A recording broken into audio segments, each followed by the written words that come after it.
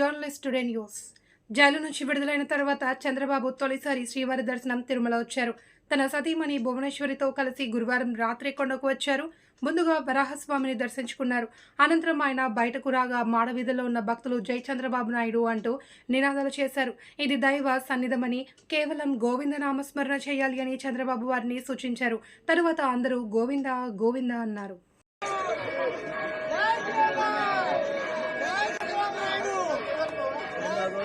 Jaya Govinda.